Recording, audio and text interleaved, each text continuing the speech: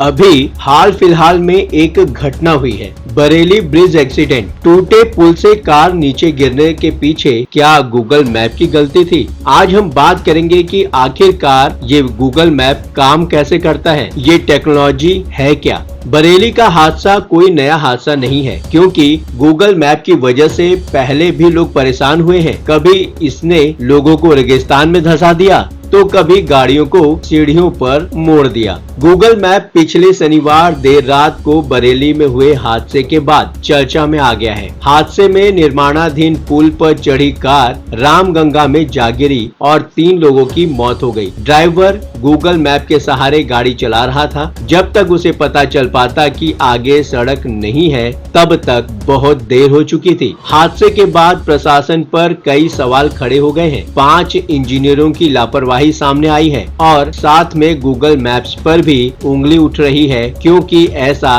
पहली बार तो नहीं हुआ है। नमस्कार, आप देख रहे हैं न्यूज कॉल 24। मैं हूं आपके साथ सुशील गिरीश। न्यूज कॉल 24 के खास प्रोग्राम क्विक टेक में आपका स्वागत है। वीडियो में आखिरी तक बने रहिए। गूगल मैप की वजह से लोग पहले भी परेशान हुए हैं। कभी इसने लोगों को रेगिस्तान में धंसा दिया तो कभी गाड़ी को सीढ़ियों की तरफ मोड़ दिया। ऐसे में ये जानना जरूरी हो जाता है कि आखिर दुनिया की सबसे लोकप्रिय मैप सर्विस काम कैसे करती है। रास्तों का पता और लाइव ट्रैफिक का आइडिया उसे कैसे मिलता है। सबसे पहले समझेंगे हम कि गूगल मैप काम कैसे करता है। बरेली हादसे में गूगल मैप जिम्मेदार है या नहीं, वो जांच के बाद पता चल जाएगा। हम सिर्फ मैप के काम करने के तरीके के बारे में समझने की कोशिश करेंगे। कोशिश इसलिए क्योंकि गूगल खुद इसके बारे में नहीं बताता है। एक किस्म का ब्लैक होल समझ लीजिए। इसलिए हमने कई रिपोर्ट्स को खंगाला और साथ में मैप एक्सपर्ट से बात भी की। सबसे पहले जान लेते हैं कि गूगल मैप्स बना कैसे। गूगल ने अपने शुरुआती दिनों में की होल नाम की एक कंपनी को खरीदा था। इस कंपनी ने मैप जैसा कुछ बनाया था, मगर डेस्कटॉप के लिए। इसी कंपनी की तकनीक को बेस बनाकर गूगल ने मैप को डेवलप किया। कुछ और कंपनियों को लेकर भी ऐसी ही भ्रांति है। दूसरी भ्रांति गूगल मैप्स के सैटेलाइट एक्सेस को लेकर है। आमतौर पर माना जाता है कि गूगल सैटेलाइट से लाइव डेटा लेता है और तस्वीरें भी वहीं से आती हैं। ऐसा एकदम नहीं है। गूगल ने पहल मैप डेवलप करने के लिए जरूर सैटेलाइट सर्विस का सहारा लिया था। एक बार जो मैप बन गया, मतलब बिल्डिंग से लेकर अस्पताल तक और नदी से लेकर पुल तक जब मैप में दिखने लगे तो कंपनी ने सैटेलाइट से पल्ला झाड़ लिया। वैसे भी सैटेलाइट इमेज एक महंगा सौदा है और मैप तो मुफ्त है। अब अगर गूगल सैटेलाइट एक्सेस करता भी होगा तो वो उसका सीक्रेट पता है ना। आप कहोगे फिर मैप पर दिखने वाला सैटेलाइट मोड क्या है? ये कमाल है मैक्सर टेक का। मैक्सर टेक एक अमेरिकन कंपनी है जो स्पेस से लेकर सैटेलाइट पर काम करती है। गूगल इसी कंपनी से जरूरत पड़ने पर तस्वीरें खरीदता है, सिर्फ जरूरत पड़ने पर, क्योंकि जैसा हमने बताया ये बहुत खर्चीला सौदा है। आप खुद जब भी मैप पर सैटेलाइट व्यू देखेंगे तो इस कंपनी का नाम क्रेडिट में दिखेगा, क्योंकि सारी तस्वीरें आजकल 3D में दिखती हैं, तो लगता है जैसे सब लाइव है। तो सवाल सबसे पहले ये उठता है कि फिर गूगल के पास डेटा आता कहां से है? सब खुला खाता है। गूगल मैप का सबसे बड़ा सोर्स आप और हम हैं। दुनिया जहान के करोड़ों स्मार्टफोन यूजर्स मिलकर मैप को बताते हैं, कई बार सीधे सीधे और कई बार टेढ़े टेढ़े। मैप एक ओपन सोर्स है या कहे क्राउड सोर्स प्लेटफॉर्म है। यहाँ पब्लिक से लेकर सरकारें अपना डेटा अपलोड करती हैं। हालांकि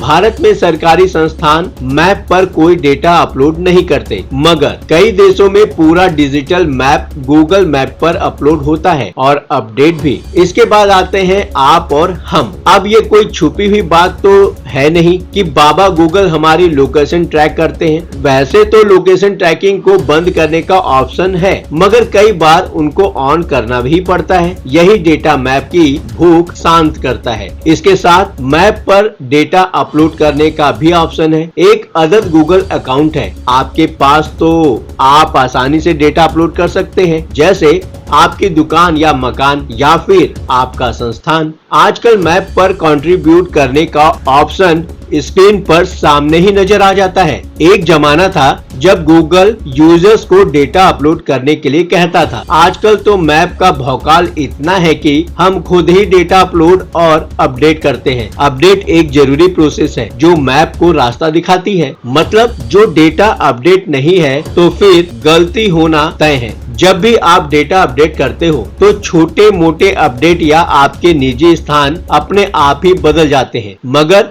जो आप कोई बड़ा डेटा अपडेट करते हैं, मसलन किसी अस्पताल की लोकेशन बदलते हैं, तो गूगल मैप की टीम उसको चेक करती है, सही हुआ तो फिर बदल देती है। इसके साथ डेटा कलेक्शन का एक और बड़ा जरिया गूगल की कार भी है। गूगल स्ट्रीट व्यू इसी कार का कारनामा है। अपने सिर पर बड़ा कैमरा बांधे ये कार हर जगह घूमती है, इमारतों से लेकर सड़कों की तस्वीर लेती है और फिर स्क्रीन पर उस जगह का लाइव व्यू नजर आता है। डेटा कलेक्शन समझ आ गया, लेकिन मैप हमें रास्ता कैसे बताता है ये समझते हैं। जीपीएस की मदद से। जैसा कि हमने कहा कि लोकेशन सर्विस कई बार ऑन करना ही पड़ता है। भले मैप आपको चलाना हो, खाना ऑर्डर करने से लेकर दवाइयाँ मंगाने के लिए ऐसा करना पड़ता है। लोकेशन ऑन मतलब जीपीएस कनेक्ट। आप जब भी मैप से कोई रास्ता पूछते हैं तो गूगल पहले से मौजूद डेटा और उस समय उस रूट पर चल रहे फोन की मदद से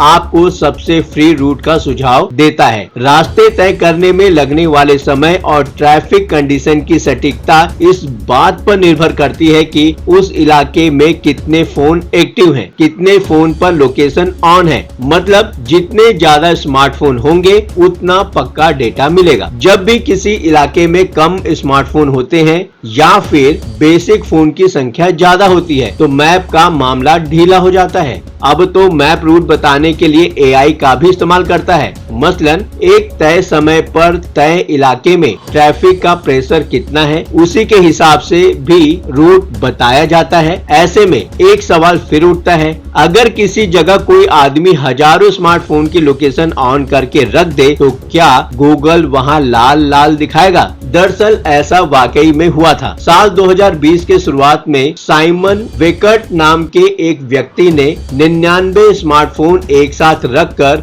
बर्लिन की खाली सड़क पर वर्चुअल ट्रैफिक बना दिया। मैप उस जगह को स्लो मूविंग दिखा रहा था। गूगल ने इस झोल से सबक लिया और अब वो इसे निपटने पर काम कर रहा है। अब आते हैं बरेली के केस पर। आखिरकार बरेली में हुआ क्या? मामले की जांच जारी है, मगर पहली नजर में मामला अपडेट से जुड़ा लगता है। नदी पर बना पुल टूट गया था तो उस पर आवाजाही नहीं थी, इसलिए मैप पर रास्ता दिखता रहा। गूगल मैप से लेकर मैप माई इंडिया और इसरो के भुवन में भी रास्ता दिख रहा है। अगर इसको अपडेट किया गया होता तो शायद हादसा नहीं होता, लेकिन लापरवाही तो हुई है। अब किसकी, वो जांच करने के बाद ही पता चलेगा। मगर हमारी आपसे गुजारिश है कि गूगल मैप या किसी और मैप के भरोसे कभी मत रहिए। अपनी इंद्रियों मतलब कि आंख, कान, दिमाग और सेंस पर भरोसा कीजिए। मैप से इतर अगर आपने कारों में लगे बैक कैमरे पर लिखी एक चेतावनी पर गौर किया होगा तो वो भी यही बात कहती है। स्क्रीन पर लिखा होता है, कैमरा का व्यू आपकी समझ के लिए है, आसपास सब देखकर ही गाड़ी चलाएं। यही आपको मैप के साथ भी करना होगा। गूगल पर जब आपने पहली बार लॉगिन किया था तभी उसने तमाम टर्म्स एंड कंडीशन पर हमसे हामी भरवा ली थी। इसी वजह से अभी तक तो लीगल केस में फंसा नहीं। गूगल मैप से जुड़े कई डिटेल मसलन मैक्सटर टैग से लेकर की होल पर, ये सारी बातें हमने एक्सपर्ट्स के तौर पर राज भगत से हमने पूछी। राज WRI इंडिया में सीनियर प्रोग्राम मैनेजर हैं और सस्टेनेबल सिटीज ट्रांसपोर्ट सहित मैप से जुड़ी तकनीक पर काम करते हैं। तो आपने जान लिया कि गूगल मैप आखिरकार काम कैसे करता है। तो सबसे पहले भाई कहीं निकलते हैं आप तो गूगल मैप या जो भी दूसरे मैप हैं आपके पास उसको अपडेट करना बिल्कुल ना भूलें। उसके बाद भी अगर कहीं नदी या कुछ